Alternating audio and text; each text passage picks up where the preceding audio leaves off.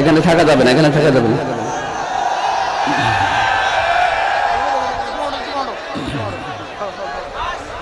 হ্যাঁ, মাইকলা কোথায়? এখান থেকে একটু পিছান ভাই, হালকা একটু পিছান, ডিস্টার্ব হবে মানুষের, আলোচনার মাঝে ঝামেলা করবে। একটু পিছান, পিছিয়ে বসেন। এই ভাব দাও দাও। আসসালামু আলাইকুম ওয়া রাহমাতুল্লাহ। আবু জেহেলের সিস্টেম আর এই আমি জাহিলিয়াতের যে সিস্টেম একই, খালি সিস্টেম পাল্টিয়েছে। ওই জামানায় সরাসরি এসে বন্ধ করে দিত, আর এই জামানায় অনুমতির সিস্টেম করেছিল।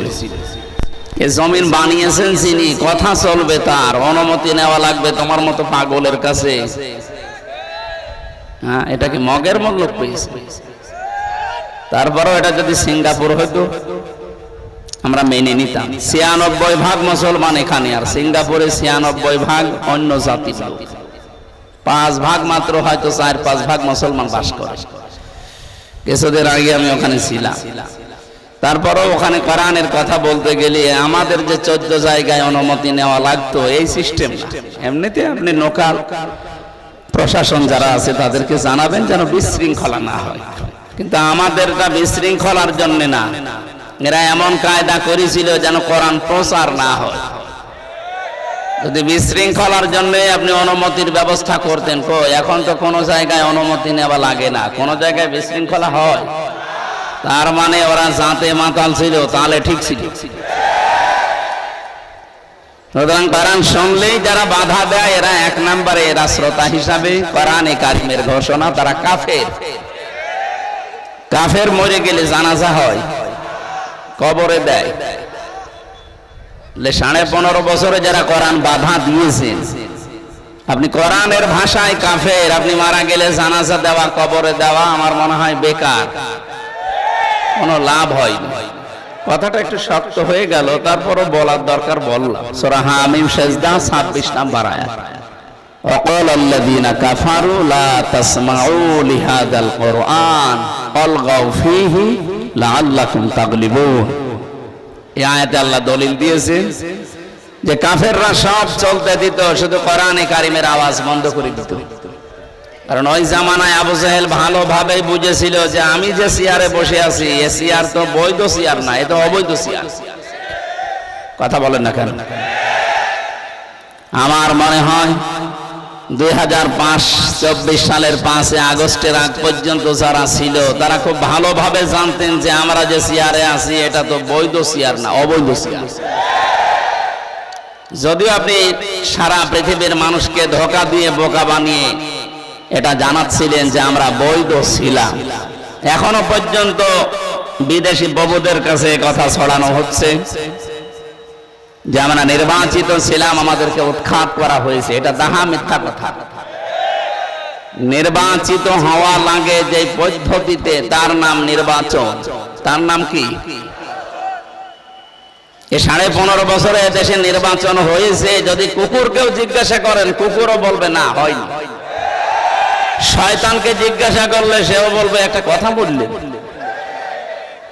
আমি শয়তান, তো এত বড় শয়তানি করি না। আপনি ঘোড়াকে জিজ্ঞাসা করলে ঘোড়াও হাসবে, বলবে কি বলে না। যেখানে নির্বাচনের আগে ১৫৪ জন ঘোষণা হয়ে যায়, যেখানে দিনের ভোট রাতে হয়ে যায়, তো এই জায়গায় আপনি মানুষকে বোঝাচ্ছেন যে আমি নির্বাচিত ছিলাম। একটা হাজি মানুষ এত বড় দাহা মিথ্যা কথা বলতে পারবে? আমি আর নিচে নামলাম না। সুতরাং আমরা চাই সামনে যারা এই মিথ্যা কথাগুলো বিদেশের প্রভুদেরকে শোনাচ্ছেন, তারাও জানে, তামাম দুনিয়ায় জানে যে দেশে নির্বাচন ১৫.৫ বছরে হয়নি। নির্বাচন হলে আমরা নির্বাচিত জনপ্রতিনিধি পেতাম। তাদের আচরণগুলো যা, এটার দ্বারাই প্রমাণ হয়েছে দেশে নির্বাচন হয়নি। সুতরাং কোরআনে কারিম শুনলে যারা আমরা বাধা দেই, কোরআনের ভাষা অনুযায়ী তারা কাফের।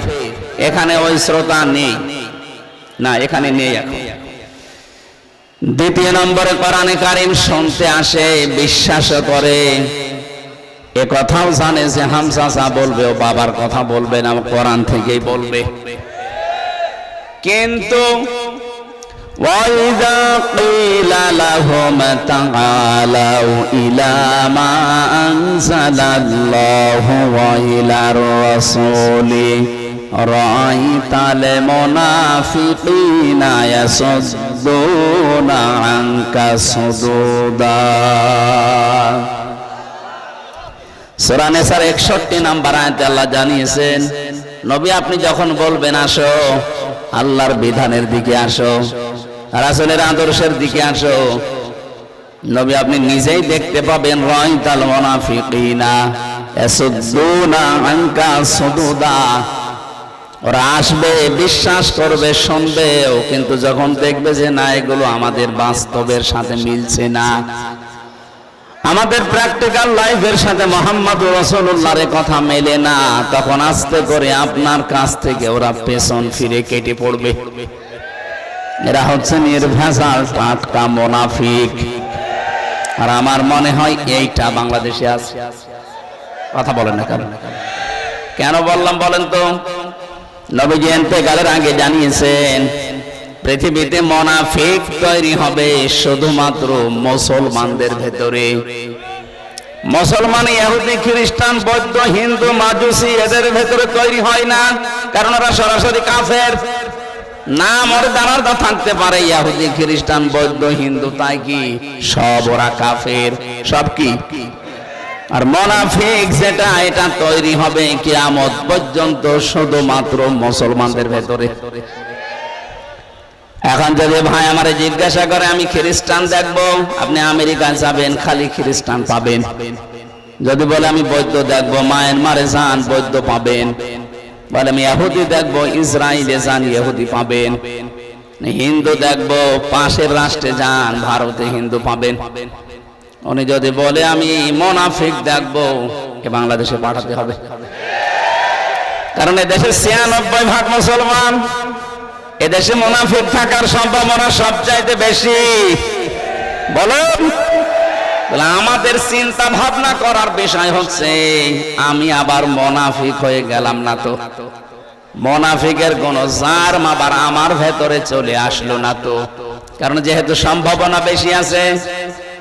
খলিফাতুল মুসলিমিন হযরত ওমর মাঝে মাঝে হুযায়ফা ইবনুল ইয়ামিন রাদিয়াল্লাহু তাআলা আনহু তাকে ডাক দিয়ে বলতেন, ভাই তোমার তো নবীজির গোপন অনেক কথা জানো, নবীজি ইন্তেকালের আগে মুনাফিকদের একটা লিস্ট তোমার কাছে দিয়েছিল যে মদিনায় এই এই লোক মুনাফিক। তুমি সেই জানাজার নামাজে যাও, সেটা মুনাফিকি থেকে মুক্ত আছে। যে জানাজার নামাজে তুমি যাও না, বুঝতে হবে তার ভেতরে সমস্যা আছে। তুমি একটু ওই লিস্টের ভেতরে দেখো আমি ওমরের নামটা আছে কিনা। হযরত হুযায়ফা ডাক দিয়ে বলেন, খলিফা কি বলেন আপনি? আপনার নাম লিস্টের ভেতরে মুনাফিকের খাতায় নেই। হযরত ওমর বলে, হুযায়ফা নবী ছাড়া কারো ঈমান নিরাপদ না, কে কখন বেঈমান হয়ে যায় মুনাফিক হয়ে যায় বলা যায় না। তুমি এখন দেখো আমার নামটা যদি থাকে, এখনো তাওবার দরজা বন্ধ হয়ে যায়নি, এখনো সময় আছে, আমি এখনো পর্যন্ত তাওবা করে অন্তত ভালো হওয়ার সুযোগ আছে। আকাশের তারকা দেখতে পান রাতের বেলা, নবীজি বলেন কেউ যদি তারকা গণনা করে একদিন হয়তো তারকা শেষ করে ফেলবে গণনা করতে করতে। কিন্তু হযরত ওমর সে মুসলমান হওয়ার পরে নেকির কাছে আঞ্জাম দিয়েছে। কোন মানুষ যদি ওমরের নেকি গণনা করে জীবনেও শেষ করতে পারবে না। কোন পর্যায়ে ছিলেন তিনি? এই কথা বলেন কোন কারণে? দাঁড়িয়ে আছে দাঁড়িয়ে থাক, বসে আছে বসে থাক, কথা বলবেন না। আপনার দেখার দরকার নেই, কে দেখবেন কি? আমার কে রোগ উঠেছে? আবার কথা বলেন। এই একটা আওয়াজ যেন না আসে।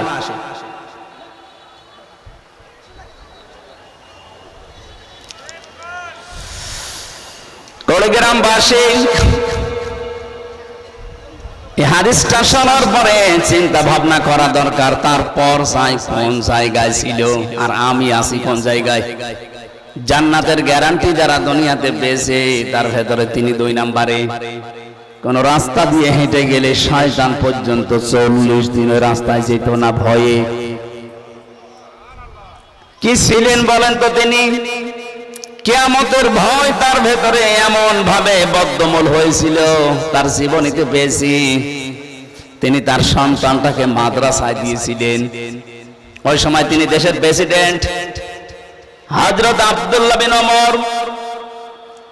এই টেবিলের উপর থেকে ওই জামানায় যিনি প্রধান বিচারপতি ছিলেন হযরতে আলী, তার সন্তান হযরত হুসাইন কলম ফেলে দিচ্ছে আর বলছে আব্দুল্লাহ তুলে দাও।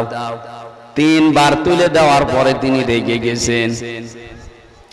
হযরত আব্দুল্লাহ বলেন হুসাইন বারবার কলম ফেলে দিলে আর আমাকে তুলতে বলো, আমি কি তোমার চাকর খাদেম নাকি? হুসাইন রাগ করে বলেই ফেলেছেন তুমি শুধু খাদেম না, খাদেমের বাচ্চা খাদেম।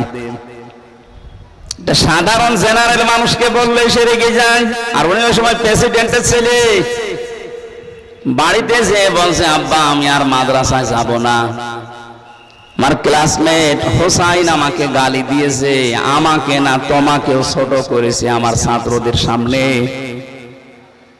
তুমি যদি বিচার না করো তাহলে আমি মাদ্রাসায় পড়া বন্ধ করে দিলাম। হযরত ওমর জ্ঞানী ছিলেন, বিচক্ষণ ছিলেন। তিনি বললেন বাবা ঠিক আছে, বিচার তো এখন করা যাবে না, জমার দিন হাজারো মানুষ আসবে মসজিদে নববীতে, ওই সময় সবার সামনে বিচার করা হবে। তিনি জমার নামাজের খুতবা দিচ্ছিলেন, ডাক দিলেন, আলোচনা বন্ধ করে দিয়ে হুসাইন আসো, বলে হ্যাঁ সামনে আসো। তুমি আমার সন্তানটাকে মানুষের সামনে অপমান করে গালি দিয়েছো, গোলামের বাচ্চা খাদেমের বাচ্চা বলে। বলে হ্যাঁ দিয়েছি। কেন দিলে? হযরত হুসাইন বলে খলিফা বুকে হাত দিয়ে বলেন তো আপনি কি আমার নানার খাদেম ছিলেন না? হযরত ওমরের কথা বন্ধ হয়ে গেছে। ডাক দিয়ে বলে হুসাইন আমি তো এভাবে চিন্তা করি নাই, সত্যিই তো আমি তোমার নানার খাদেম ছিলাম, কিন্তু এই কথাটা তুমি যে বললে লিখে দিতে পারবা? কাগজ কলম নিয়ে আসেন। খেজুরের পাতা নিয়ে এসেছে, লিখে দিলেন ওমর আমার নানার খাদেম ছিল, আমি দেখেছি, ইতি হুসাইন ইবনে আলী। সই করে দিলাম। কাগজটা হাতে নিয়ে চমা খেলেন, ডাক দিয়ে বললেন নবীর সাহাবীরা বিচার হয়ে গেছে। ছোট মানুষ আব্দুল্লাহ তো বোঝে না, বলে বাবা বিচার তো আরম্ভই করলে না, শুরু করলে না, কি করে হয়ে গেল? হযরত ওমর বলে সন্তান যে বিচার করেছি শুধু দুনিয়া না, মরণের পরও কাজে লাগবে। আমি যখন মারা যাব এই কাগজটা আমার কাফনের ভেতরে দিয়ে দিও। মরণের পরে আল্লাহ যদি আমার জীবনের কিচ্ছু কবুল না করে, কিছু যদি আল্লাহর ভালো না লাগে, পছন্দ না হয়, এই কাগজটা আল্লাহকে দেখাবো, ডাক দিয়ে বলবো মালিক কাগজের দিকে তাকাও, দেখো তোমার নবীর নাতি লিখে দিয়েছে আমি নবীর খাদেম ছিলাম। এই ওসিলাই হলো আজকে তুমি আমারে মাফ করে দাও।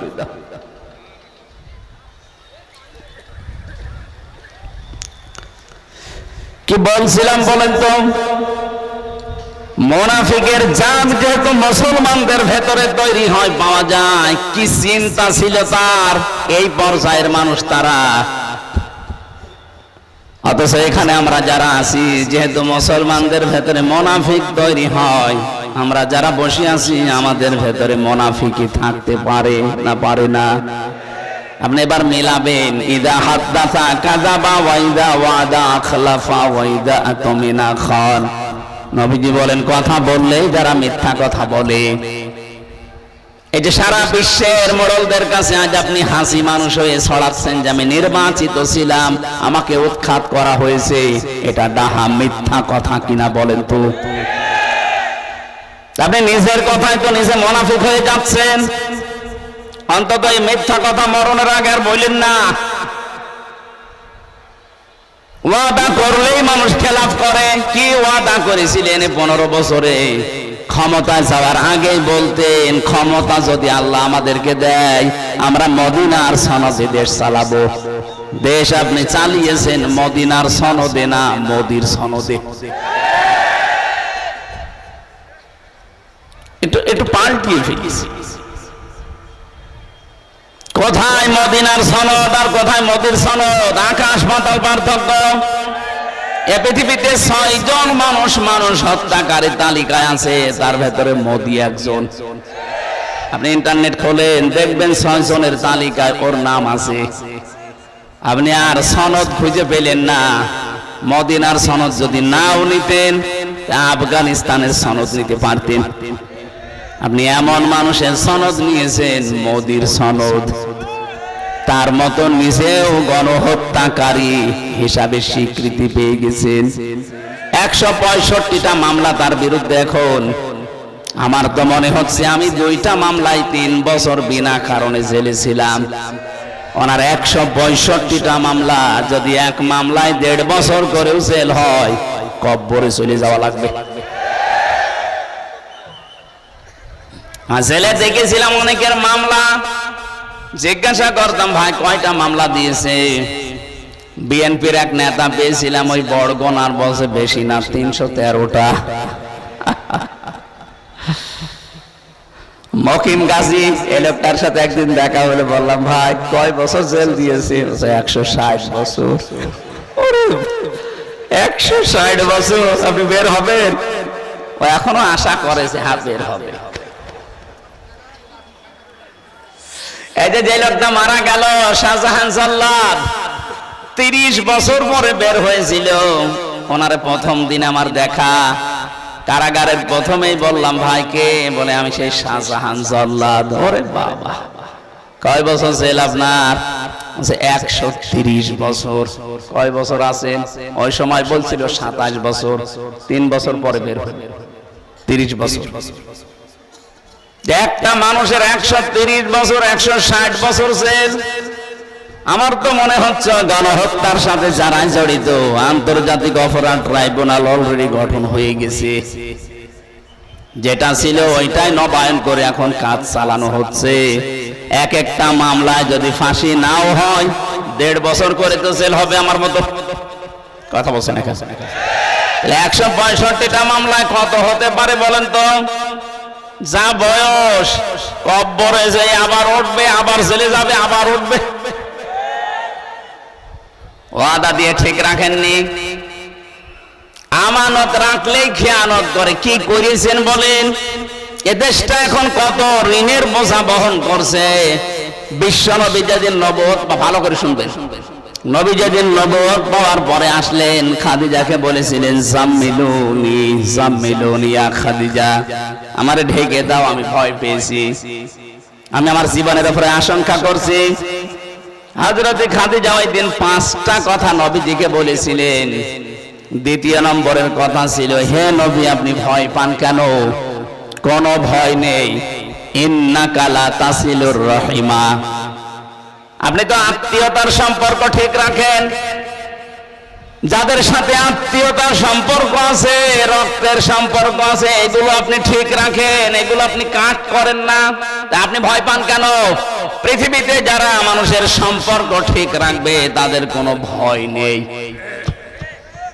তাহলে হাদিস দ্বারা বোঝা যায় যারা পালিয়ে যাচ্ছে, পালিয়ে গেছে, এই মানুষগুলোর আত্মীয়তার সম্পর্ক, রক্তের সম্পর্ক ঠিক ছিল না। এই জন্যই তো এত ভয় তাদের উপরে।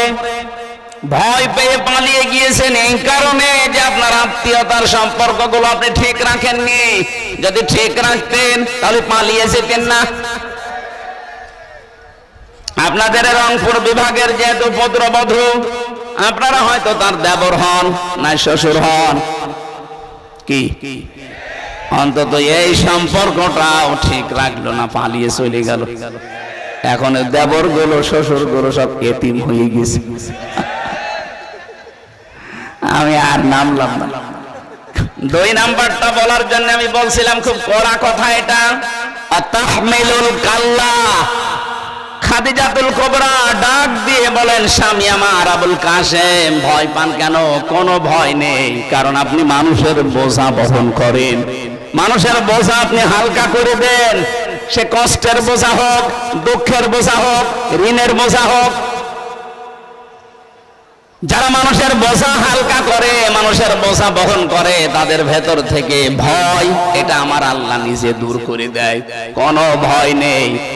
তাহলে হাদিস দ্বারা বোঝা যাচ্ছে, আপনি মানুষকে যে বোঝাগুলো দিয়ে গেলেন, আপনার বিবেকে কি বলে?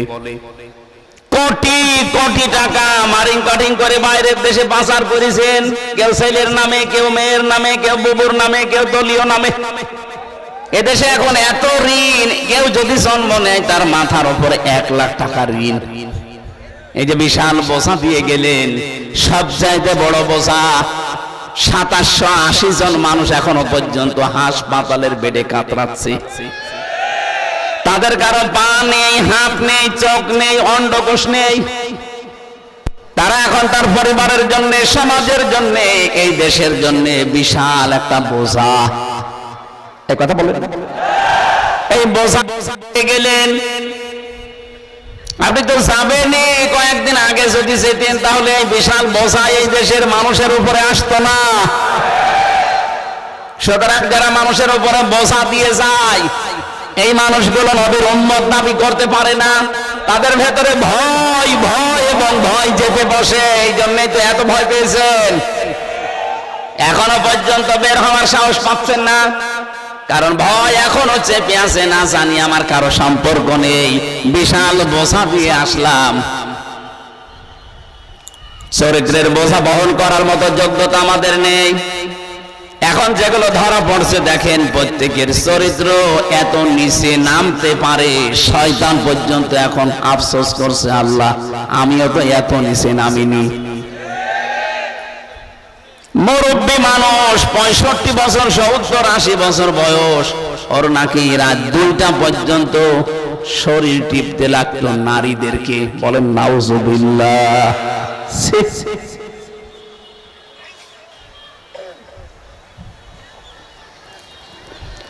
সবচাইতে বড় কলঙ্কিত অধ্যায় এই আয়না ঘরটা। আমি নিজে ছিলাম। মানুষ মানুষের উপরে এই আচরণ করতে পারে, আমার বিশ্বাস হতো না। আমার তো চোখ বেঁধে, পেছনে হ্যান্ডকাপ দিয়ে বেঁধে, মাজায় দড়ি দিয়ে টাঙিয়ে রেখেছিল প্রায় 11 ঘন্টা। যখন রাতের বেলা নিয়ে যেত, 5 ঘন্টা 10 ঘন্টা পরে তো মাজা ব্যথা হয়ে যাওয়ার কথা। 24 ঘন্টা, বছরের পর বছর, কেউ 8 বছর, 10 বছর, 14 বছরের মানুষ আমি পেয়েছি। আমার এই যে কোরআন শরীফ সামনে, আমার সাথে মুফতি ফখরুল ভাই ছিল, আমাকে বলছে, হামজা ভাই, আমি নিজে এভাবে আমারে বেঁধে রেখেছিল 1.5 মিনিট থেকে 2 মিনিট সময় দিত টয়লেট করার জন্য। সকালে কয়েকটা পচা ছোলা দিয়ে যেত, দুপুর বেলা খাবার দিয়েছে, মনে হচ্ছে কেউ মাখিয়ে দিয়েছে, পারলে খান, না পারলে ফেলে দেন। বাধ্য হয়ে মানুষ যারা আছে অধিকাংশ দিন রোজা রাখতো। কি করবি? এত বড় বড় নখ যাদের, এরাই নখ দিয়ে খুশিয়ে খুশিয়ে দেওয়ালের সাথে যাওয়ার সময় লিখতো যে, ভাই যদি কেউ বাইরে যেতে পারেন অন্তত নাম্বারে জানাবেন যে আমি বেঁচে আছি।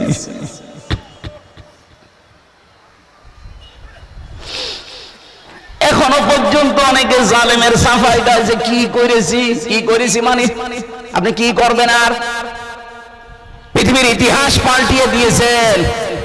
আমি তো মাত্র কয়দিনে আমার এই পিঠের মাজার ভেতরে এমন একটা ব্যথা, আজ পর্যন্ত এই 3 বছরও ভালো হয়নি। শরীরে এখনো স্বাভাবিক না। সেদিন রংপুরে আমার এই সাইডটা প্রায় মিনি স্ট্রোক হয়ে গিয়েছিল। ডায়াবেটিস এত বেশি হয়ে গেছে এই 3 বছর জেলে থাকার কারণে। কারণ আমি তো জেলে না, আমি ফাঁসির কন্ডেম সেলের ভেতরে ছিলাম। 24 ঘন্টা আমার তালা লাগিয়ে রাখতো। কি করেছিলাম বলেন তো? আমি আপনার মেয়ের দিকে তাকিয়েছি কোনদিন? আর আপনার যে মেয়ে, ওকে তাকানোর মতো?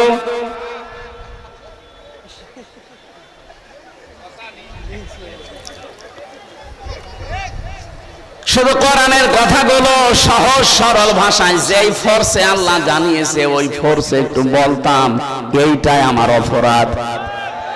আমার রিমান্ডে 10 দিন একাধারে এই কথাই বলেছিল, হুজুর আপনার দোষ নেই আমরা জানি।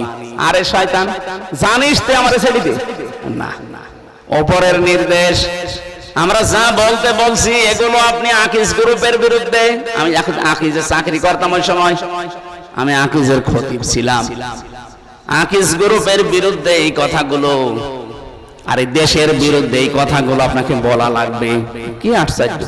এত কথা বানিয়ে মিথ্যা কথা বলবো না? যদি না বলেন তাহলে আপনার বউকে তুলে নিয়ে আনবো। কোন কথার কোন কথা জবাব দিচ্ছে বলে চরিত্র আছে? লাগবে না, এমনি বাড়ি খাচ্ছে, আবার বাড়ি দেওয়ার দরকার।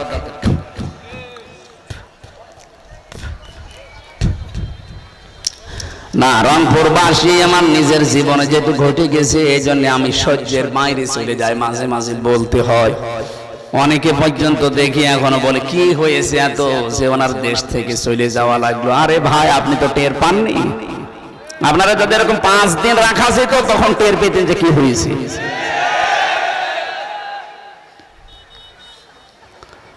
আলেমদের দায়িত্বে রাখতো বেশিরভাগ হিন্দুদেরকে, দেবদুলাল, সুব্রত, কুমার, এই সমস্ত মানুষদেরকে আমাদের দায়িত্বে বসিয়ে রাখতো।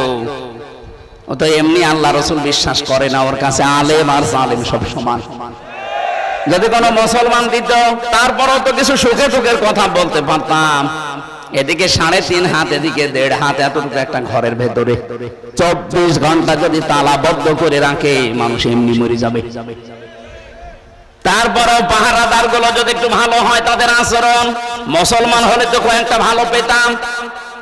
এই 3 বছরের ভেতর মাত্র কয়েকটা মুসলমান পেয়েছি, বাকি সব হিন্দু।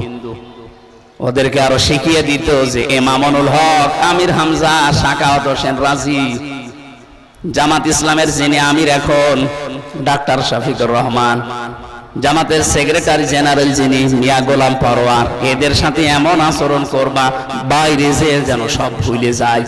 আমরা কি কোরআন পড়েছি আল্লাহকে ভুলে যাওয়ার জন্য? আরে 3 বছর না, সারাটা জীবনও যদি কবরের ভেতরে থাকানো লাগে, কোরআনে কারিমে যা পড়েছি কোনোদিন ভোলার কথা না। আমরা তো দুনিয়াদার না আপনার মতো, খার তো পেলেই ভুলে যাব। কোরআনে যা পড়েছি 100 ভাগ বিশ্বাস করে পড়েছি। এই জন্য কোরআনে কারিমও আমাদেরকে ঠিক ওইভাবেই পথ দেখিয়েছে। আজকের আলোচনাটা আমি ওইভাবেই আলোচনা সাজিয়েছি। আল্লাহ যেন আমাকে সহজ সরল ভাবে বোঝানোর তৌফিক দেন, বলেন আমিন। 2 নম্বরের শ্রোতা পেলাম মুনাফিক। আসে শুনতে, বিশ্বাস করে, কিন্তু যখন দেখে যে ওদের সাথে মিলছে না কথাগুলো, আস্তে করে কেটে পড়ে। বিভিন্ন জেলাতে এখন এই কথা মানুষ বলছে, হুজুর যা বলেন সব আমার বিরুদ্ধে যায়। কি ওয়াজ করেন? কি করবো? আমি কি আয়াত বানাবো? আপনার পক্ষে যাওয়ার মতো তো কোনো আয়াত নেই। আপনার বউ চলে বেপরদায়, এই কথা বলে না কেন? আপনি টাকা ছেড়ে রাখেন, টাকা আসে না। এই এলাকায় এগুলো শুরু হয়েছে, আসে মানে 180 মাইল বেগে চলছে। 1000 টাকা ছেড়ে যায়, 1 মাস পরে 1100 করে টাকা পায়। এটা মায়ের সাথে জেনা করার গুনাহ হচ্ছে। যারা যারা এই কাজে আছেন তারা এই কাজ ছেড়ে দেবেন বাড়ি থেকে। কারা কারা ছেড়ে দেবেন হাত তোলেন তো। আমি জানি আছে, দাঁড়িয়েলা মানুষ আপনি। নাউজুবিল্লাহ, আপনার লজ্জা করে না? আপনি না খেয়ে মরে যাবেন। এরপর ওই সুদের টাকা তুলতে চান আপনি। এই এলাকায় এটা আছে, আমি জানতাম না। আমি আসার পর একটা টাচ পেয়েছিলাম যে টাকা ছেড়ে রাখে অনেকে, মাসে মাসে টাকা আসে। আমার কুষ্টিয়ার বড় বাজারে একজন বসে দেখছি জিকির করছে। বললাম, ভাই কি করেন? জিকির করছে। জিকির করেন সব সময় তো খালি বসে থাকতে দেখি, কাজ নেই আপনার? না, কাজ নেই মানে শহরে থাকতে হলে টাকা লাগে। কুষ্টিয়ার মতো এত বড় একটা শহরে আপনি বাস করেন, টাকা পান কোথায়? আমার ব্যবসা। কি বাবার জমি ছিল, ওইটা বিক্রি করে ব্যাংকে রেখে দিয়েছি, ওখান থেকে লাভ আসে, ওইটা তুলি খাই, আর আমি আল্লাহ আল্লাহ করি। এটা সুদ। সুদ বলবেন না, এটা ইন্টারেস্ট। ইন্টারেস্ট হোক আর সুদ হোক, জিনিস কি কবিরা গুনাহ হবে। বস আপনি জোরে কথা বলেন না, আমি জানি কবিরা গুনাহ হয়। এই জন্য টাকা আমার নামে না, টাকা আমার বোন নামে। গোনা যদি হয় বর নামে, এরপরেও যদি আল্লাহ গোনা দিয়ে দেয়, এই যে জিকির করি, এই জিকিরের সওয়াব আর ওই গোনা কাটাকাটি, মাঝখানে জান্নাতে যাবো ফাও, কি ধান্দায় আছে দেখিছে? এইরকম ধান্দায় যারা আছেন তারাই হাত তুলেছিলেন, মনে করছেন আমি নামাজ পড়ি, রোজা রাখি, দান সাদকা করি, আর এই মাসে মাসে একটু তুলি, তাতে কি কাটাকাটি হয়ে যাবে? না, মায়ের সাথে জেনা করার গোনা হচ্ছে আপনার আমলনামায়। কিসের নামাজ, কিসের রোজা আপনার? আমি আশা করছি এই মুহূর্তে বাড়িতে এটা ছেড়ে দেবেন। দেবেন তো? অনেকে টাকা, এই যে জমি জায়গা নিয়ে ব্যবসা করছে, আমি এই ভাইয়ের কাছে, এমদাদ ভাই না, ওনাকে আমি 1 বিঘা জমি দিলাম, 1 লক্ষ টাকা নিলাম, যতদিন জমি জায়গা করে খাবো টাকা ফেরত দেওয়া লাগবে না। এই সিস্টেম আছে কি? এটার নাম কি? বন্ধকি। না, এটা জেনা করার গুনাহ হচ্ছে, হবে না। এটা কারা করছেন আপনি না জেনে করছেন আমি জানি, হাত তোলেন তো।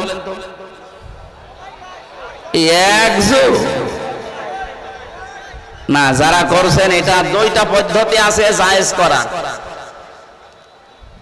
আমি মাসলাটা বলছি, আপনি আশা করছি মেনে নেবেন। 1 নম্বরে খুব বেশি কষ্ট হবে না, একটু লস হবে হালকা। লস বলতে চর্ম চোখে, আল্লাহর দৃষ্টিতে ঠিক আছে, উনি তো ইনসাফ করেন।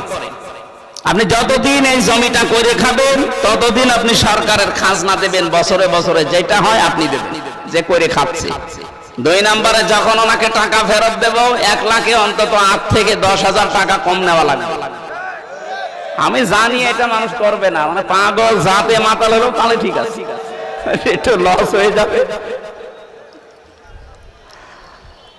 আর একটা পদ্ধতি আছে, এই যে 1 বিঘা জমি দিয়ে দেয়, প্রত্যেক বছরে 10,000 করে টাকা নেয়। 1 বিঘা জমিতে 1 বছরে 10,000 টাকা উপায় করা অত কঠিন বিষয় না। এই এলাকার খবর আমি জানি না, আমি একটা মাসলা বললাম, এই নিয়মটা জায়েজ আছে। আর 3 নাম্বার হচ্ছে খাই খালাসি, খেয়ে দেয়ে শোধ। টাকা দেবেন, জমি নেবেন, আর জমি টাকা ফেরত দেওয়া লাগবে না, খেয়ে দেয়ে শোধ। এই সিস্টেম আমার মনে হয় বাংলাদেশে নেই। এটা নেই, এটা লস হয়ে যায় বলে মানুষ করতে চায় না। আরে ভাই, কিসের লস আপনার? এই জমি জায়গাও তো আপনার না, এগুলো সব কার?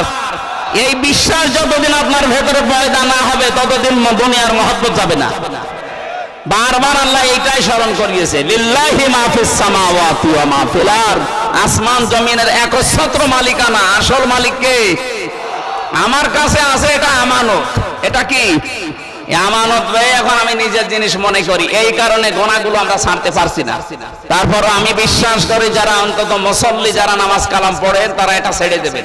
অন্য জাতির কথা আমরা বাদ দিলাম, ছেড়ে দেবেন না। 3 নম্বরে কোরআন শুনতে আসে তারা, যে মানুষগুলো বিশ্বাস করে আল্লাহর কোরআন কিতাব, বিশ্বাস করার পরে শুনলেই তাদের ঈমান বেড়ে যায়। সূরা আনফাল 2 নম্বর আয়াতে আছে, ইন্নামাল মুমিনুনা আল্লাযীনা ইযা যুকিরাল্লাহু ওয়াজিলাত কুলুবুহুম ওয়া ইযা তুলিয়াত আলাইহিম আয়াতুহু যাদাতুহুম ঈমানা ওয়া আলা রাব্বিহিম ইয়াতাওয়াক্কালুন। আল্লাহর দৃষ্টিতে, কার দৃষ্টি? বলেন বলেন।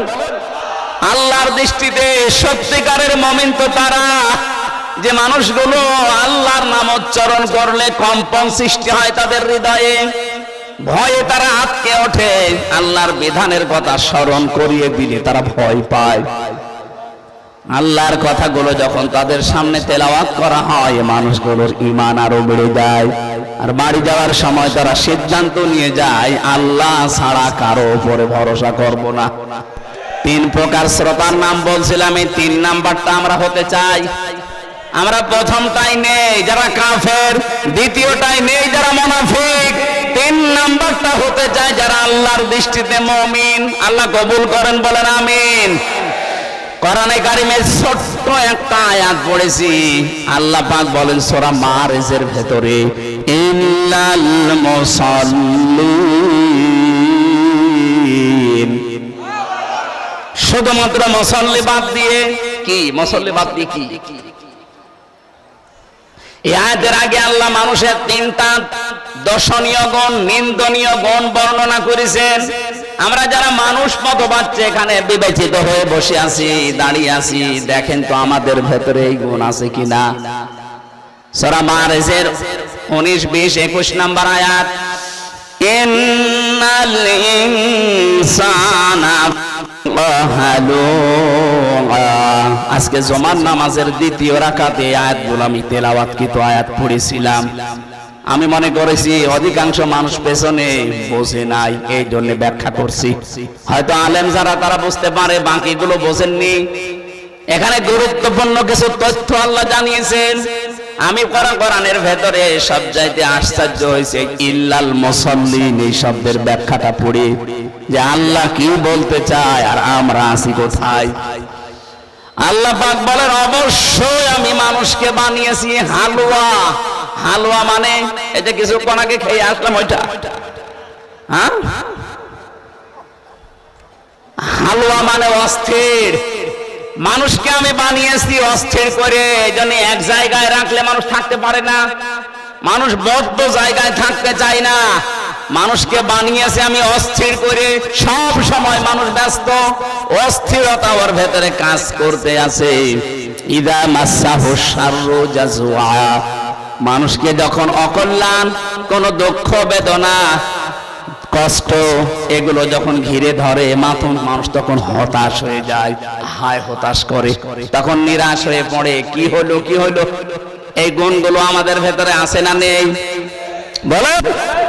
ওয়াইদা মাসাহুল খায়রু মানুআ, মানুষকে যখন আমি আল্লাহ কল্যাণ দেই, নিয়ামত দেই, কোনো কিছু তাকে দান করি, তখন সে কৃপণ হয়ে যায়। এটা মানুষের স্বভাব। সৃষ্টিগতভাবে মানুষের এই তিনটা স্বভাব আছে। এবার আল্লাহ ঘোষণা দিচ্ছেন, ইল্লাল মুসাল্লিন, তবে যারা মুসল্লি তাদের ভেতরে এই গুণগুলো থাকবে না, দূর হয়ে যাবে। আমার প্রশ্ন হচ্ছে, এখানে অন্তত যারা আছে কম বেশি আমরা মুসল্লি, বলেন না কেন? 5 ওয়াক্ত নামাজ না পড়লেও অন্তত জুমার নামাজ পড়ি, বলুন। জমা না পড়লেও অনেকে ঈদের নামাজ পড়ে, ঈদের নামাজ না পড়লেও বাবা মরে গেলে জানাজা তো পড়ে না। এদেরকে আল্লাহ পাক মুসল্লি বলেননি। এর পরের আয়াতে আল্লাহ জবাব দিয়েছেন, আল্লাযীনা হুম আলা সালাতিহিম দাইমুন। এ পর্যন্ত আজকে নামাজের তেলাওয়াত ছিল আমার। আল্লাহ পাক বলেন, আমার দৃষ্টিতে মুসল্লি তারা যারা নামাজে নিয়মিত। তাহলে আজকে থেকে আমার সিদ্ধান্ত নেওয়া লাগবে, উপরে বর্ণিত ওই গুণগুলো থেকে আমি যদি মুক্ত হতে চাই, আমাকে আল্লাহর দৃষ্টিতে মুসল্লি হওয়া লাগবে। আর মুসল্লি তারা যারা নিয়মিত নামাজি। এখানে বহু মানুষ আছে অনিয়মিত না, আপনাকে আজকে থেকে নিয়মিত নামাজি হওয়া লাগবে। কোন মানুষ যদি আল্লাহর ফরজ সেজদা ছেড়ে দেয়, আল্লাহ পাক বলেন ওর দায়িত্ব আমি আল্লাহ ছেড়ে দেই। আপনি টের পেয়েছেন কি বললাম? আপনি 24 ঘন্টা আল্লাহর আন্ডারে আছেন। আপনাকে এই চলাফেরা করাতে পর্যন্ত আল্লাহর ফেরেশতারা কাজ করছে, সাহায্য করছে। আল্লাহ যদি বলে যা তোর দায়িত্ব আমি ছেড়ে দিলাম, এর রক্তের ভেতরে 5 প্রকার ক্যান্সার হয়। একটা প্রকার যদি লেগে যায়, 14 বংশ বিক্রি করে ঔষধের পয়সা হবে না। কার আন্ডারে থাকতে চান আপনি? সুতরাং আল্লাহর আন্ডারে থাকতে হলে অবশ্যই আপনাকে ফরজ সেজদা জীবনে বাদ দেওয়া যাবে না। আজকে থেকে কঠিন সিদ্ধান্ত নিয়ে যাবেন, যত কঠিন অবস্থা হোক আমি ফরজ নামাজ বাদ দেব না। আজরাইল যতদিন আমার কাছে না আসে, আর যাই হোক আমি ফরজ নামাজ বাদ দেব না। কারা এই সিদ্ধান্ত নিতে পারেন দেখি তো? লিল্লাহি তাকবীর। দেখেন তো, হাত তোলেন কে? লিল্লাহি তাকবীর।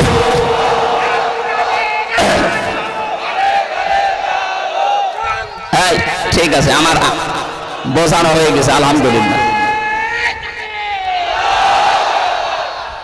এখানে 12টা গুণ দিয়েছেন আল্লাহ মুসল্লিদের। তারা নিয়মিত নামাজ পড়বে। এই আয়াত থেকে আমি ইবনে কাসিরের ব্যাখ্যা পেয়েছি। এখানে ভালো করে শুনবেন, এটা রেকর্ড হচ্ছে।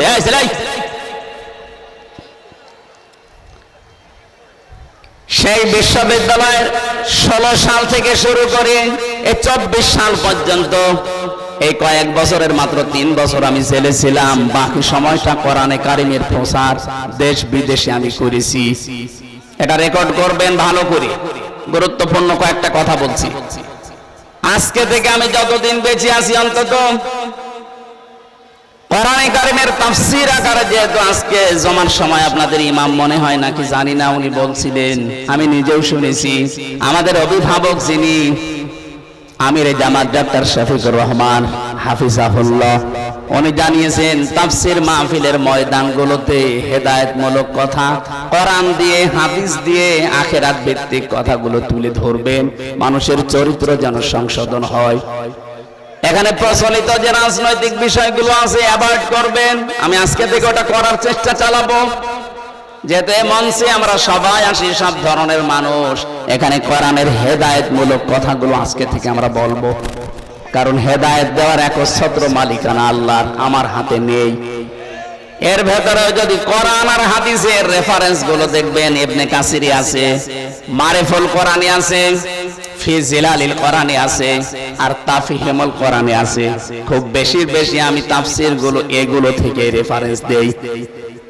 বাকি খুব বেশি যদি গুরুত্বপূর্ণ কথা হয় তখন তাবারি থেকে অথবা তাফসীর খাজানে যায়।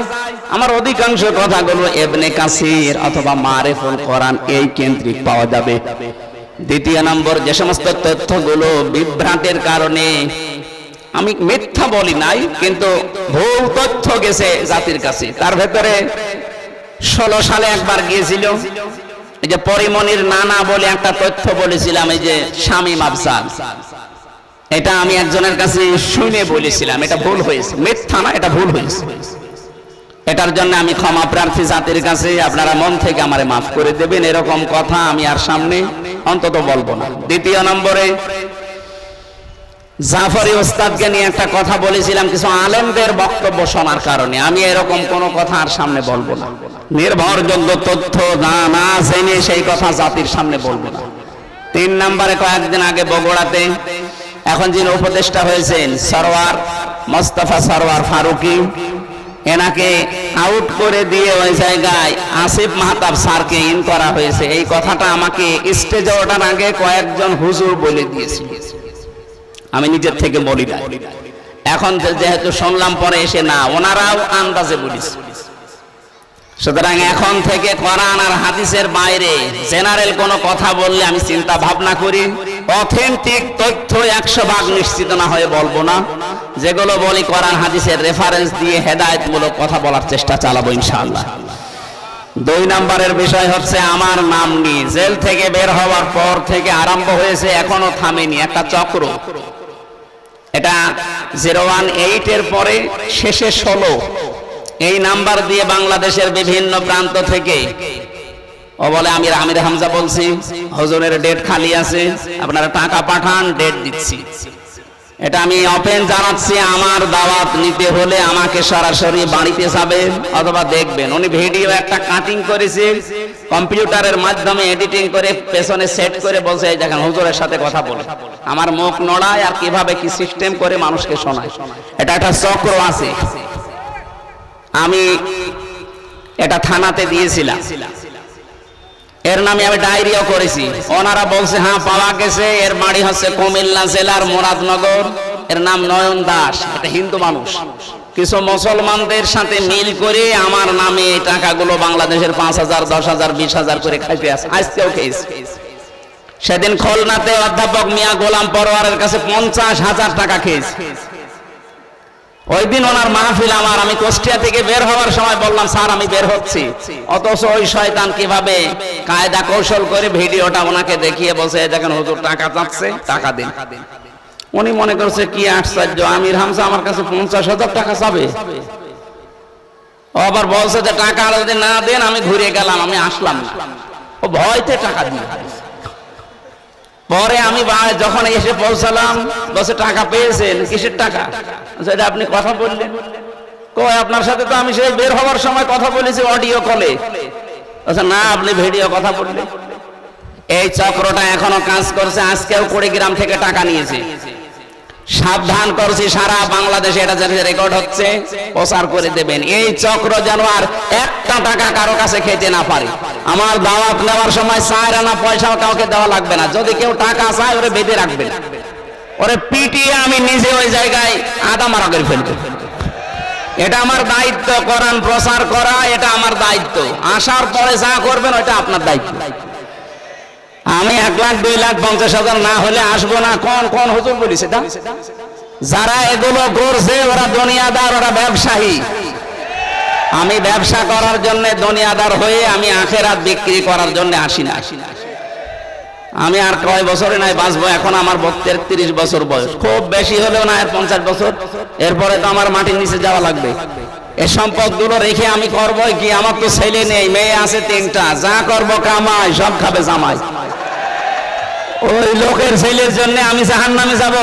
জীবনও না। আমার যা হয় ওই যথেষ্ট। এই জন্য সতর্ক করলাম, এগুলো খেয়াল রাখবেন। আমার আজকের আলোচনার বিষয়টা ছিল মুসল্লিদের গুণাবলী নিয়ে আমি আলোচনা করব। আমি আরো আগে উঠলে আমার মনে হয় ভালো হতো, দেরি হয়ে গেছে উঠতে। আপনাদের মাহফিল গুলো আসলে কালেকশন করে শেষ করে ফেলে। এত মানুষ আসে দূর দূরান্ত থেকে কথা শোনার জন্য। না, এখানে টাকা দেন, আগের থেকে এগুলো তুলে নিতে পারেন না।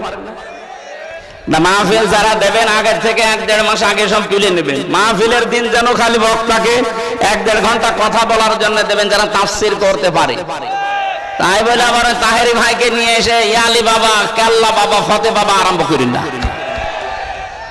আল্লাহর নামের সাথে যারা অন্য কারো নাম জুড়ে দিয়ে জিকির করে এদের শাস্তি হবে কিয়ামতে ডবল। আয়াত সূরা ফুরকান 68 নম্বর আয়াত। মাআল্লাহি ইলাহান আখারা, যারা আল্লাহকে ডাকার পাশাপাশি অন্য কাউকে ডাকেন তাদের শাস্তি হবে ডবল। ওনারা জিকির করে, আল্লাহ আল্লাহ বলে, এরপরে ইয়ালি বাবা, কেল্লা বাবা, ফতে বাবা, এগুলো বিভ্রান্ত করছে মানুষকে। এ আলেম নামে এই কিছু জালেম। আপনারা সতর্ক থাকবেন। আমি জানি রংপুর বিভাগের এই 8টা জেলার মানুষেরা সহজ সরল, এরা এত সহজ সরল বাবাকে ভাই বলে ফেলে। না, এত সহজ সরল হলে হবে না। আমাদের একটু চোখ কান খোলা রাখা লাগবে। আজকে থেকে এই মাসলাটা মনে রাখবেন, আল্লাহ বাদে কারো নামে জিকির করা জায়েজ নেই।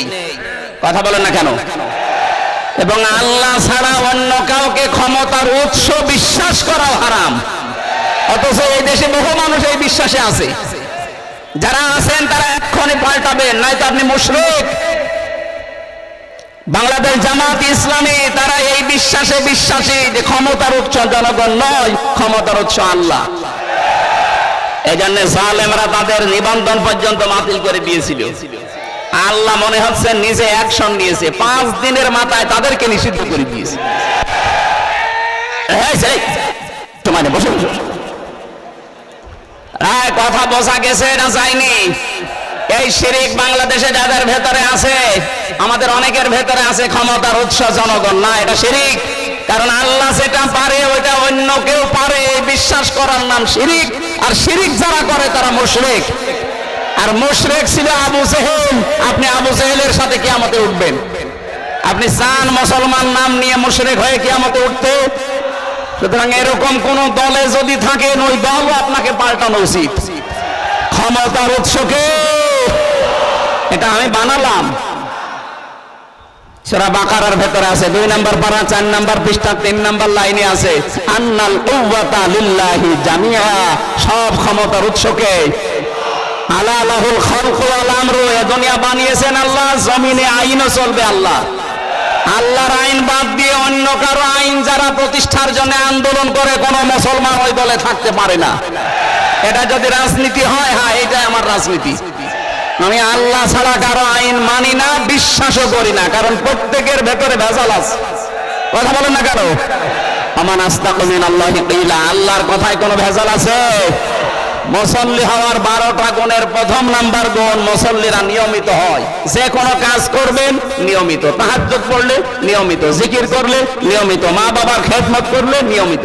2 মাস দিলেন, 3 মাস না দিয়ে অত কদিন পরে যাবে ওই সারের মতো বৃদ্ধাশ্রম। এই জন্য যে কোনো কাজ করবেন দাইমন সর্বদা নিয়মিত। আল্লাহ আমাদেরকে এখানে 12টা গুণ আছে সূরা মাআরিজে, বাড়িতে যে পড়ে নেবেন। আজকে 4টার সময় নামাজ, আর 3-4 মিনিট আছে। হাফেজদেরকে আমরা সম্মানিত করব, এরপরে আল্লাহর কাছে দোয়া করে শেষ করে দেব। আগামীতে নিয়ে আসবে, আমার রাতের বেলা নিয়ে আসবেন, দিনের বেলা মাহফিল আমার হয় না, আমারও ভালো লাগে না, আর মানুষের জ্ঞান জামে আমার মাথা খারাপ হয়ে যায়। রাতের বেলা আসবেন। রাতে আজকে আছে কোন জায়গায় জানো, পাটগ্রামে আছে রাতের বেলা। আমি 9টার সময় উঠবো ইনশাল্লাহ, 9টা 9:30টায় উঠবো, যতক্ষণ পারি ওখানে কথা বলবো। আজকের মতো আমি আর পারলাম না, শেষ করে দিলাম, ফরজ নামাজ তো, এই জন্য। আসসালামু আলাইকুম। এই আশপাশে মসজিদ থাকলে নামাজ পড়ে নেবেন, এখানে জামাত হবে, তাড়াতাড়ি করেন। স্যার আসেন।